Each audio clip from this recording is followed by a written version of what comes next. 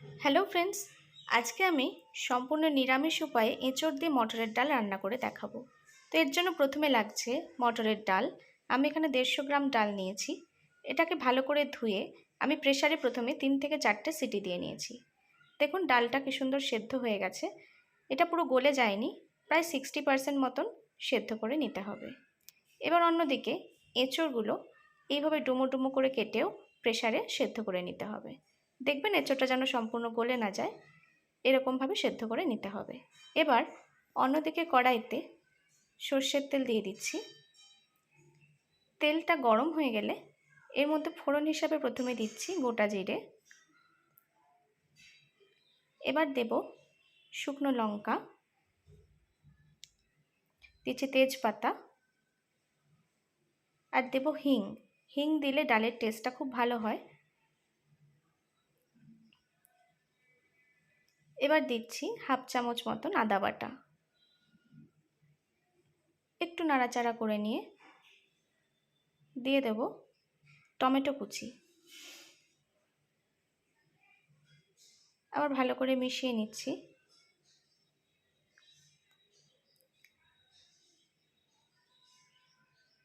টমেটোটা যখন একটু গলে যাবে তখন দিচ্ছি হলুদ গুঁড়ো। আমি একদম ডালের মাপ করে হলুদ গুঁড়ো দিয়ে নিলাম। দিচ্ছি জিরে গুঁড়ো, সামান্য ধনে গুঁড়ো। আবার মশলাগুলো একটু কষে নিতে হবে।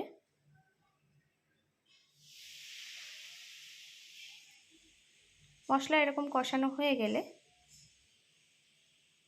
এর মধ্যে আমি অ্যাড করে দেব আমার সেদ্ধ করে রাখা এঁচোড়টা।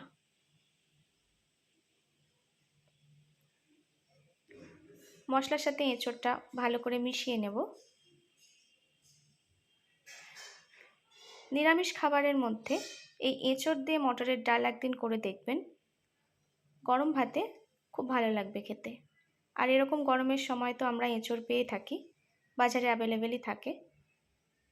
আচ্ছা, এবার দিচ্ছি স্বাদ মতন লবণ আর কয়েকটি চেরা কাঁচা লঙ্কা। ঝালের মানটা আপনারা যেমন খান সেই অনুপাতে দেবেন। এবার এঁচোড়ের সাথে মশলা ভালো করে কষিয়ে নেওয়ার পর সেদ্ধ করে রাখা মটরের ডালটা দিয়ে দিচ্ছি। দিয়ে আবার ভালো করে মিশিয়ে নেব।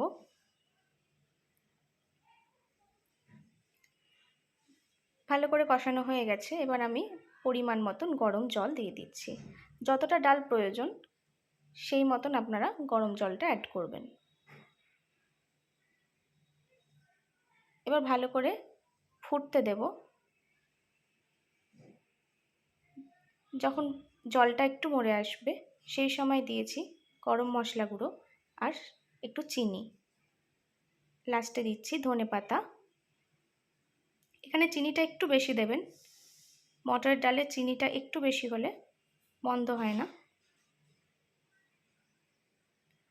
আপনারা যদি আমার চ্যানেলে নতুন হয়ে থাকেন তাহলে চ্যানেলটিকে সাবস্ক্রাইব করে নেবেন। ভবিষ্যতে নতুন নতুন রেসিপি আপনাদের নোটিফিকেশান চলে যাবে।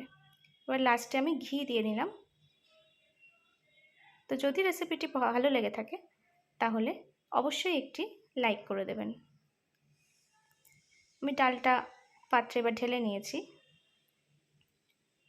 তো ভালো থাকবেন, সুস্থ থাকবেন।